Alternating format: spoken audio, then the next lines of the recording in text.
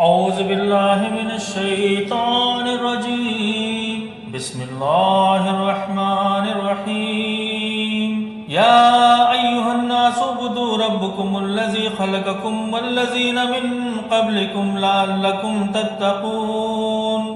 لوگوں، بندگی اختیار کرو اپنے اس رب کی جو تمہارا اور تم سے پہلے جو لوگ ہوں گزرے ہیں ان سب کا پیدا کرنے والا ہے۔ تمہارے بچنے کی امید اسی صورت سے ہو سکتی ہے۔ الذی جعل لکم الارض فراشا والسماء بناء وانزل من السماء ماء فاخرج به من الثمرات رزقا لکم فلا تجعلوا للہ اندادا وانتم تعلمون۔ وہی تو ہے جس نے تمہارے لیے زمین کا فرش بچھایا، آسمان کی چھت بنائی، اوپر سے پانی برسایا اور اس کے ذریعے سے طرح طرح کی پیداوار نکال کر تمہارے لیے روزی جٹائی۔